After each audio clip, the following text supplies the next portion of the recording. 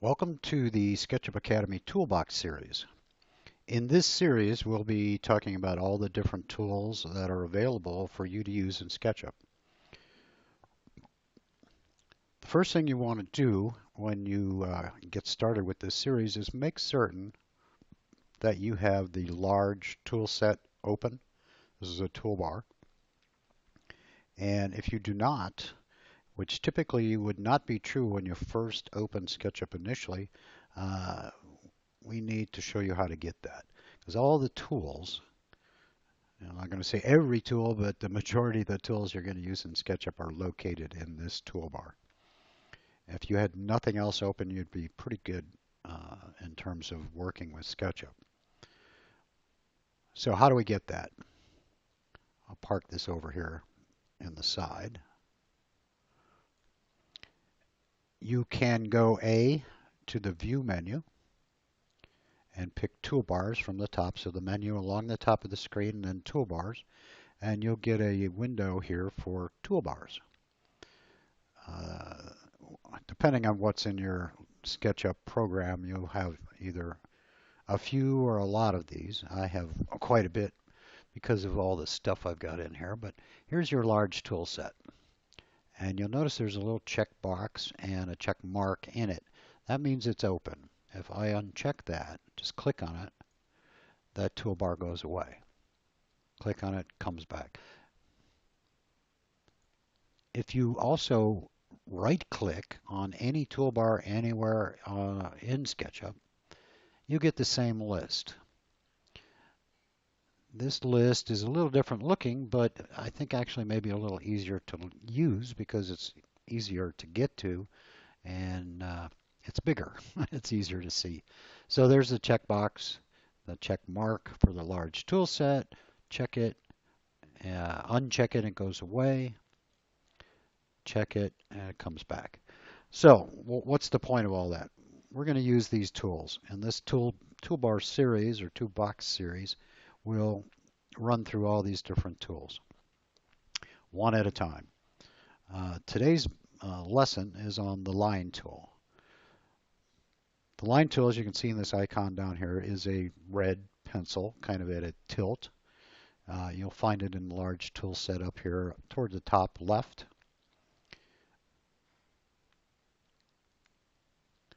So working with it, we can click on that icon and then come out on the screen and just click anywhere. Just one click, let go. Drag this out. And if you'll notice this line, I'm just moving the mouse. I can move this wherever I like. I can draw a line in virtually any direction. But SketchUp doesn't work really well when you just are arbitrary like that. It wants you to draw on axes. And what are the axes? These guys right here, green, red, that's horizontal. That's your horizontal plane. And blue, vertical plane. Keep in mind we're working in 3 dimensions now, so we have X, Y, and Z. So when you're drawing in SketchUp, the concept here, and it's really important to stick to this, is to draw on axes. So click first point, drag out. And what I want you to see is that line turned green as I moved it over.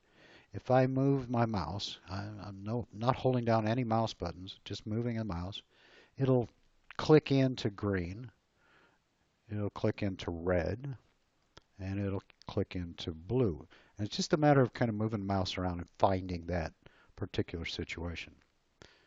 If you're not comfortable with finding that, there are some what we call inference locking, or essentially locking into the axes, tools. If you drag this line out on the green and you hold shift, press and hold shift, that line is now locked on that green axis.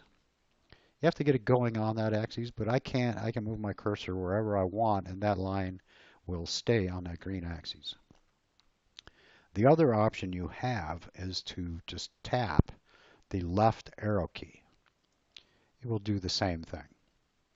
So if you're struggling a little bit with staying on axes, you have those 2 tools to help you out. Shift, hold, press and hold shift, or tap the left arrow key for the green axis, tap the right arrow key for the red axis.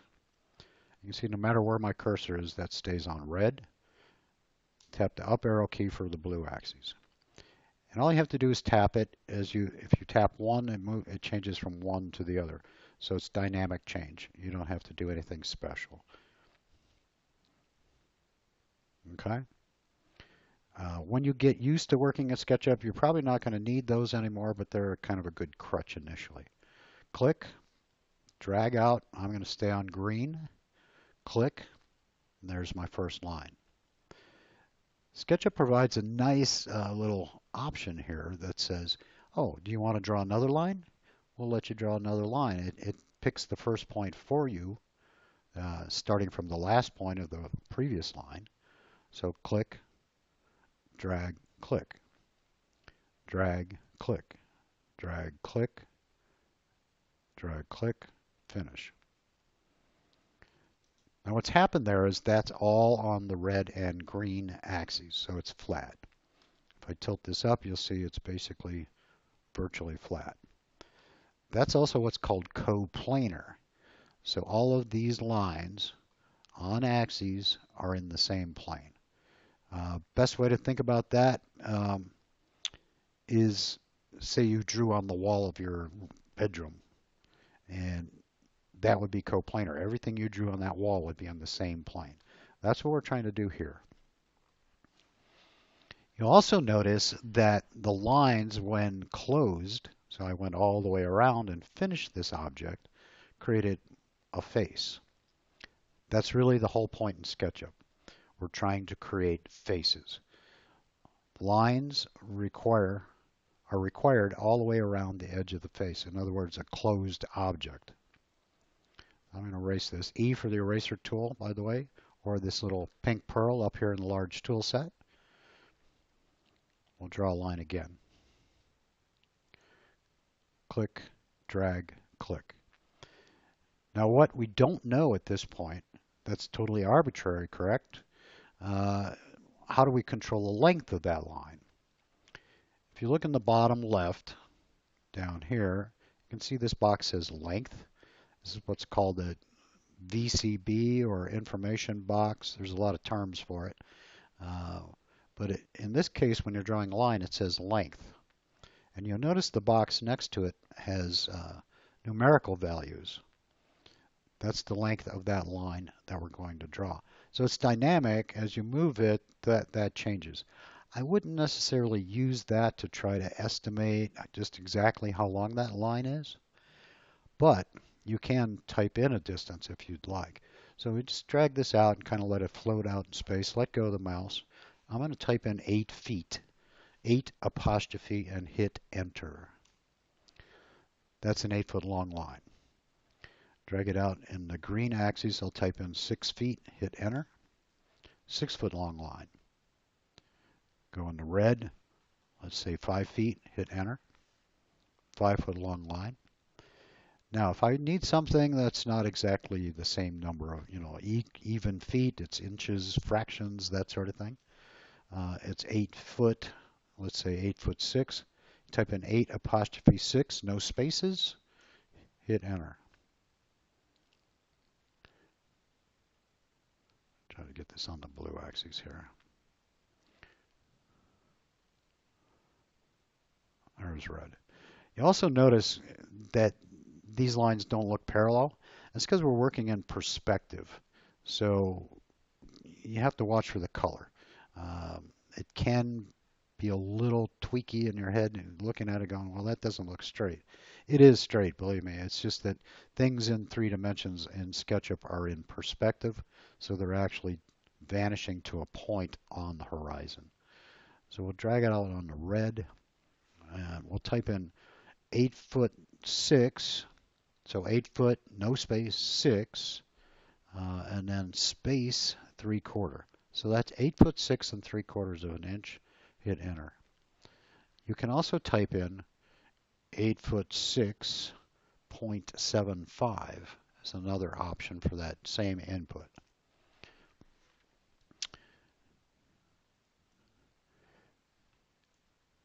In this box down here in the VCB, don't try to highlight this and type information in there. It's not made for that purpose.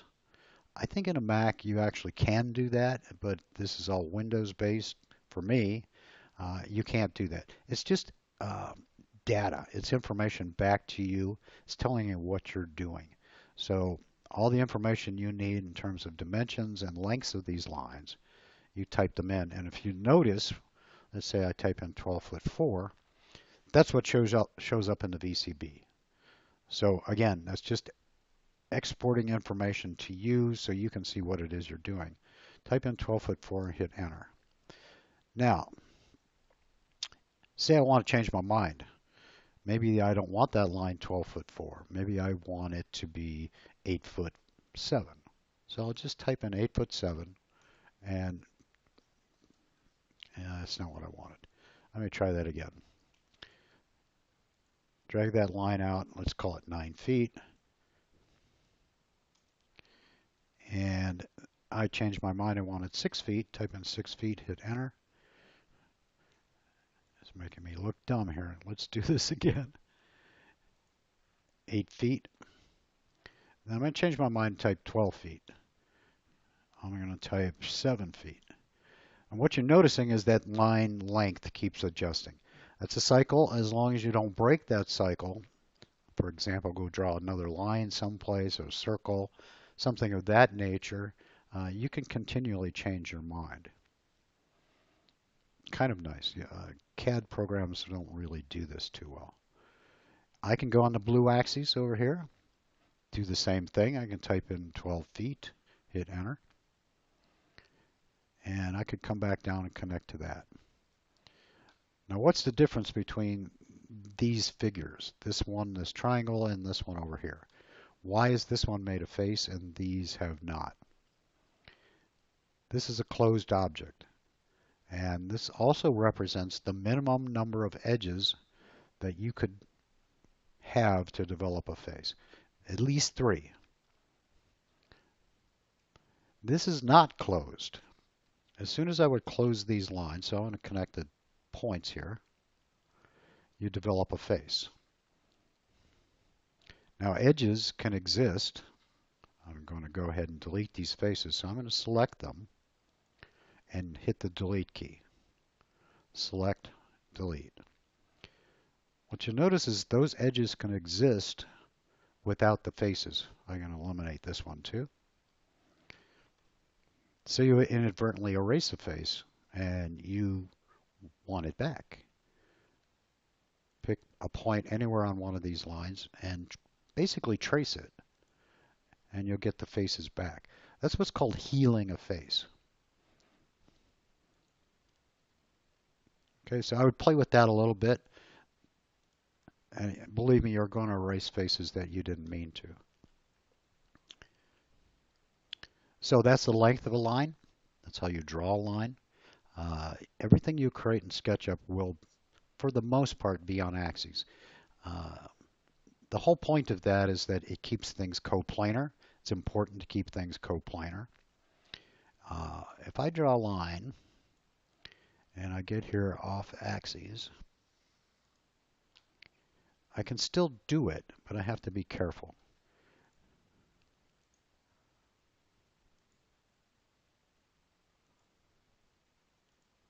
Okay, now that one, why didn't that one fill in and this one did?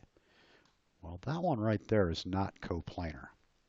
If you look at it, it's actually a couple triangles hooked together. That's the importance of staying on axes. You can see that looked pretty good when it was here, right? It looked like maybe some kind of parallelogram. But that's what I actually drew. So staying on axes is important. If you run into this problem and you're not sure, if you connect the diagonal, you will create the faces. Again, 3 edges makes a face. That's the bare minimum. Any 3 points in space, no matter how you draw them, you can be completely arbitrary about that, they will make a face because they just naturally are coplanar. There's no way to be non-coplanar with 3 points. But anything beyond 3 points, it's very easy to do that.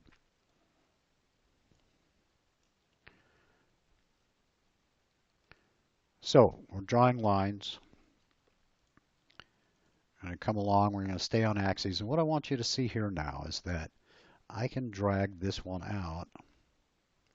And if I come and hover over that end point of that first line and drag this toward me on the red axis, you're going to see the two black dots developed at the end of the line I'm drawing and the end of the line I hovered over. That's inferencing. SketchUp will attempt to try to find a point to align with. So if you watch for that, the line I just drew there is now exactly the same length as the other line. I connect that together and I get a face. Okay? So there's little aids in SketchUp that will help you develop kind of intuitive methods to draw. As you go through SketchUp over time, these will become very natural. With lines, you see these on the edge are dark, and if I draw on this face and I don't connect that to anything, these lines are all dark. It hasn't done anything to this face. Typically with a line on a face, what you're trying to do is cut the face. And what does that mean? I'm going to chop that piece out of it. That now is a separate piece. So again, I've closed that shape, and it allows me to actually cut this face. Really the whole point of SketchUp. Because with that, I can do this. I can do this. That's the push-pull tool. We'll get into that a little further down in the series. But the way I look at SketchUp is that everything I'm doing is cutting faces into smaller pieces. No matter how I draw across this, as long as I connect from one end to the other, not just out in space here, that doesn't do anything for me. If I connect it together, it does. But if I don't, it doesn't split that face. Notice that these lines are dark. It tells you that one of two things. Either those lines are not on that face or they're not connected. They're not cutting the face. Notice this one is light. That means I've cut that face. Okay? That's critical when you're drawing lines. The other thing you will find with lines, and this is going to be my last point, is if you draw lines across other lines, those lines are divided into separate pieces. So anytime a line intersects with anything else, it will create separate chunks. What you're seeing, these little blobs on the end, those are endpoints. So this is a little confusing initially, but that, if you were a CAD worker, which I did for many, many years, you would call that an intersection. But in SketchUp, that's actually 4 endpoints. Every time you cross lines, it makes separate pieces. It has to do that in order to cut these faces separately. I'll just draw a few lines here. Okay, that's important. Why is it important? Because with push-pull, the whole idea in SketchUp is we can extrude these shapes and get them to be three-dimensional. Okay, that's a bit about it on lines. We'll be covering it more as we get in depth in the other tools, but you can see that the line tool is pretty much everything you need. You can draw almost virtually anything with just the line tool if you want. If I cut faces in half, just a couple little quick examples, I can do things like that. That was the move tool I just used to do that. But you would be, say, drawing windows in a building, something of that nature, and I zoom into this, I can push-pull that in to make a window. Okay. essentially that's the line tool. So L is the shortcut, and you've got the icon up here in the large tool set. We'll be moving on to part 2 very soon. Next piece of this tutorial will be on the rectangle tool. Thanks for watching. Have a great day.